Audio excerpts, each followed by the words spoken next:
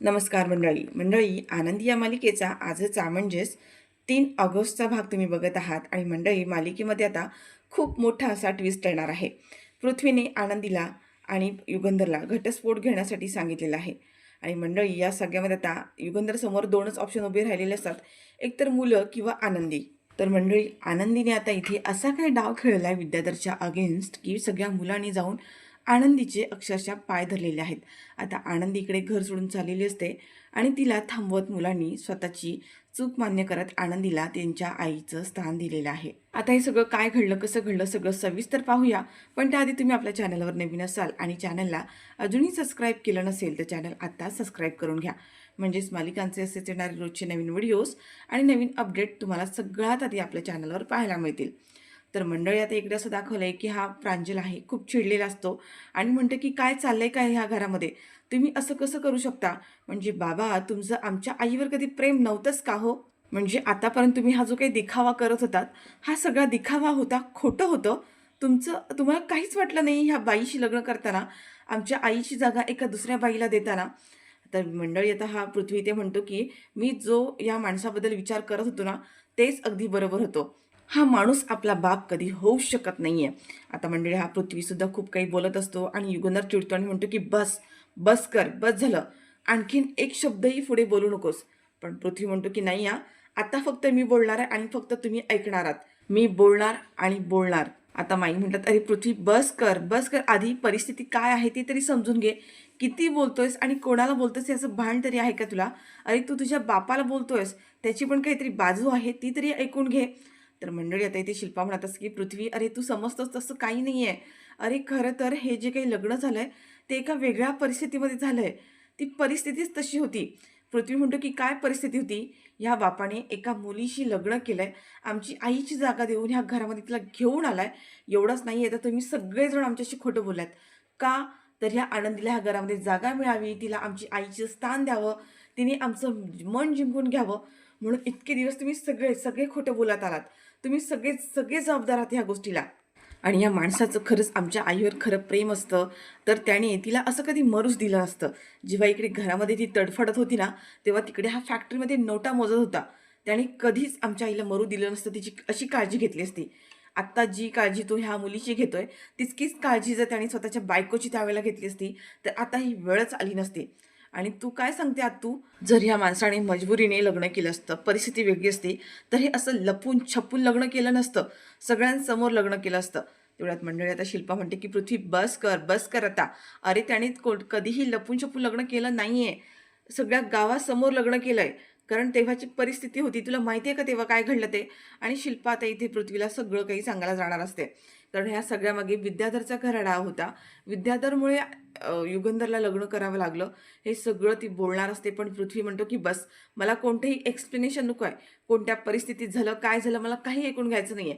मुळात या माणसाला लग्न करायची गरजच काय होती? तुम्ही सगळे सगळे एकसारखे आहात. कोणावरही विश्वास ठेवू शकत नाही आता.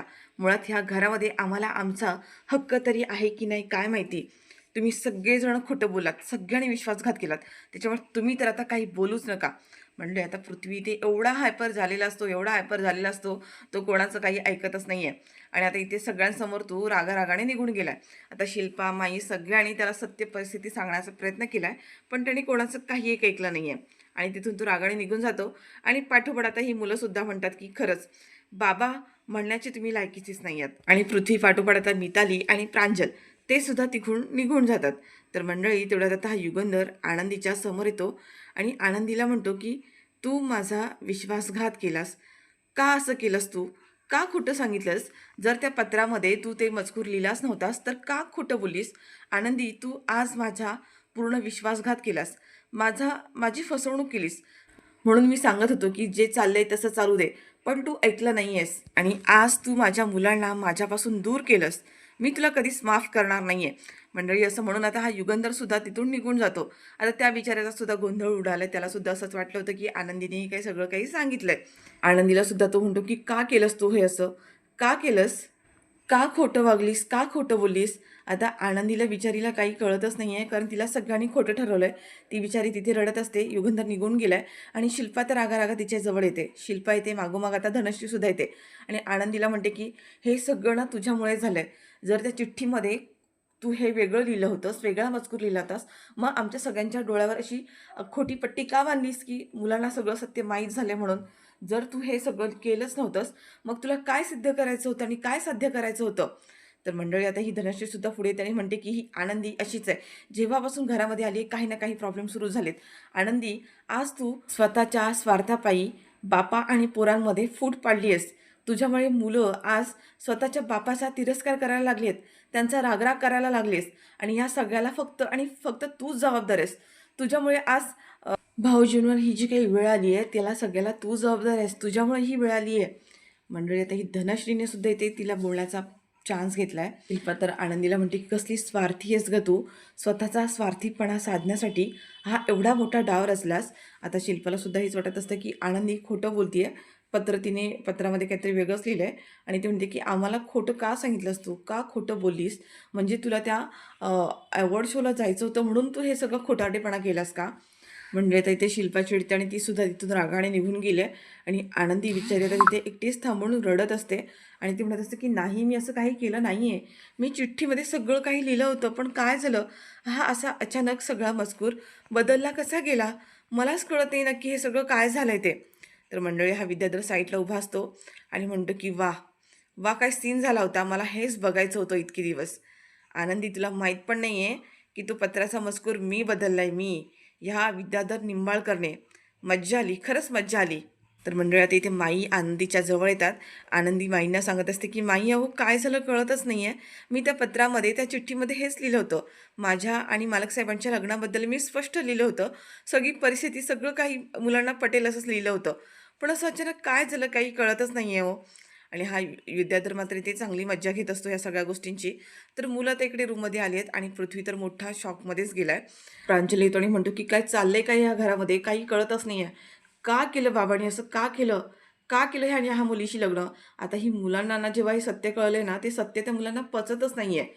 प्रांजली इतका हायपर झालेला असतो आणि म्हणतो की ह्या ह्या माणसाने फक्त आम्हालाच नाही आहे, आपल्या आईला सुद्धा फसवलंय. का असं केलं असेल? आणि पृथ्वी हा बिचारा तिथे शांतच असतो. मिताली म्हणते की मी बाबांना आत्तापर्यंत समजत होते की त्यांचं खरंच आपल्या आईवर खूप प्रेम आहे. त्यांच्या आयुष्यात फक्त आपल्या आईसाठी जागा आहे, प्रेमासाठी. पण नाही, तसं नाही आहे. या माणसाने दाखवून दिलं. ह्या माणसाला बाबा म्हणायला सुद्धा लाज वाटते. सगळ्यांनी आपली फसवणूक केली. कोणावरही विश्वास ठेवू शकत नाही आहे. असं वाटलं होतं आई गेल्यानंतर आपला खरा आधारस्तंभ बाबा आहेत. बाबा आपल्यावर इतकं समजून घेतील, इतकं प्रेम करतील. पण तसं नाही आहे. आज पहिल्यांदा असं वाटतंय की आपण अनाथ झालोय, अनाथ झालोय. आपलं कोणीच नाही या घरामध्ये. आता इथे पृथ्वी म्हणतो की नाही हा मिताली, असं नाही बोलायचं. असं का म्हणतेस तू? आपण अनाथ झालेलो नाही आहोत. मी आहे ना, असा नाही विचार करायचा. आपण कितीही विचार केला तरी सत्य परिस्थिती काही बदलत नाही आहे आणि रक्ताची नाती काही संपत नाहीत. त्याच्यामुळे तू हा असा विचार करूच नकोस. पण एक गोष्ट लक्षात ठेवा, आता ह्या घरामध्ये कोणावरही विश्वास ठेवायचा नाही आहे. सगळ्यांनी आपला विश्वासघात केला आहे. एवढी मोठी गोष्ट आपल्या सगळ्यांनी आपल्यापासून लपवून ठेवली आहे. कोणीही किती आपल्यासमोर येऊन मगरमच्छ अश्रू जरी गाळले, कितीही नाटक केलं, तरी आता मात्र कोणाच्याही नाटकाला बळी पडायचं नाही. कोणावरही विश्वास ठेवायचा नाही, अजिबात नाही. कोणीही असो. आणि मंडळी आता ह्यांचे बोलणं सुरू असतानाच मागे आता इथे शिल्पा आली आहे आणि शिल्पा म्हणते की धावत येते आणि घाबरत म्हणते की दार उघडा पोरांनो, दार उघडा. दार का बंद करून घेतलंय? पृथ्वी, पृथ्वी दरवाजा उघड लवकर. पृथ्वी आता इकडे मुलं रागारागाने तिकडे बघतात आणि पृथ्वी म्हणतो नाही हा, अजिबात दरवाजा उघडायचा नाही, कोणीच नाही. प्रांजल तू सुद्धा नाही. आणि आता इथे शिल्पा जोरजोरात पुन्हा दरवाजा उघडते आणि म्हणते की मुलांनो, मला मला माहिती आहे तुम्हाला खूप राग आलाय, पण प्लीज दरवाजा उघडा. एकदा माझं काय म्हणणं आहे ते ऐकून घ्या. पण आता ही पोरं आहेत ना, अजिबात दरवाजा उघडत नाहीत. पृथ्वी म्हणतो की आत्या प्लीज तू इथून निघून जा. आम्हाला आता एकटं राहू दे. आम्हाला कोणाशी काही बोलायचंच नाही आहे. प्लीज जा तू इथून. शिल्पा म्हणते प्लीज माझं तुम्ही एकदा ऐकून तरी घ्याल का? प्लीज एकदा. आता मिताली म्हणते आत्या प्लीज, प्लीज खरंच दादाला सुद्धा बोलायचं नाही आणि आम्हाला कोणालाच बोलायचं नाही आहे. तू इथून निघून गेलीस ना तर खूप बरं होईल. आता ही अक्षरशः ही शिल्पाना रडायला लागते आणि म्हणते की पोरांनो ऐकून घ्या रे, प्लीज ऐकून घ्या. मला काय म्हणायचं आहे ते ऐकून घ्या. तुमचा बाप चुकीचा नाही आहे. त्याने जे काही केलं ते मुद्दाम नाही केलं रे. ती वेळ तशी होती, ती परिस्थिती तशी होती. मजबुरीने त्याला आनंदीशी लग्न करावं लागलंय. तुम्ही एकदा एकदा त्याची बाजू ऐकून घ्या.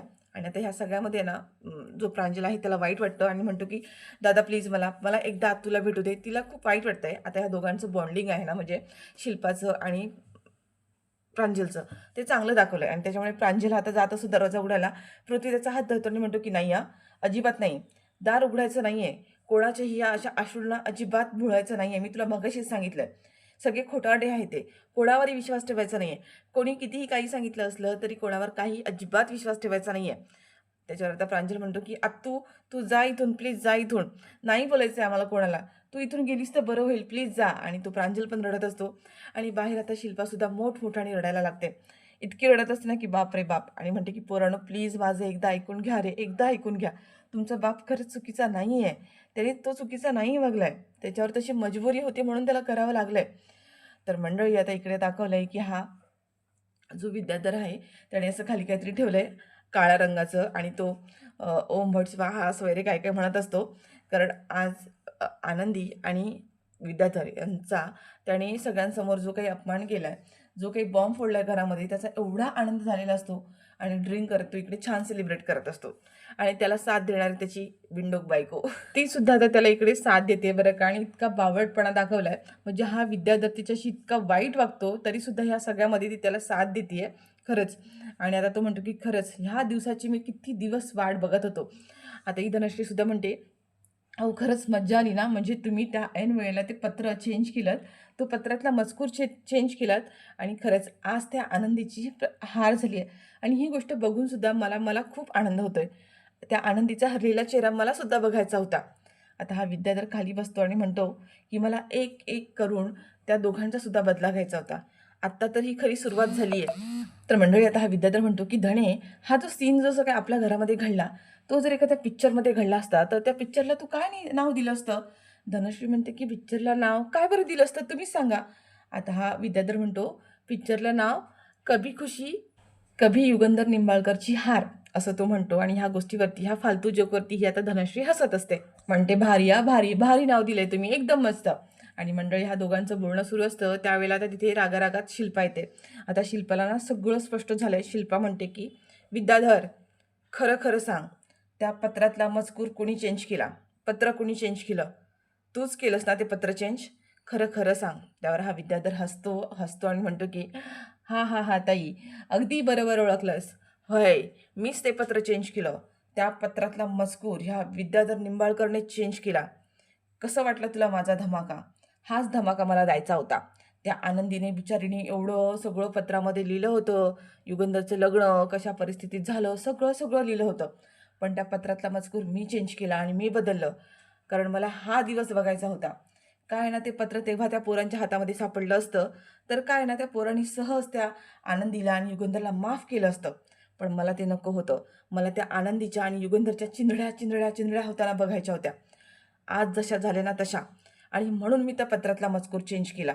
युगंधर आणि आनंदीने आतापर्यंत मला जो त्रास दिला त्याचा मला सगळ्यांचा बदला घ्यायचा होता. म्हणून हे सगळं केलं. आणि ताई, त्या युगंधरने तुझा सुद्धा किती अपमान केला. तुला घर सोडून जायला सांगितलं होतं. त्या आनंदीच्या पायी.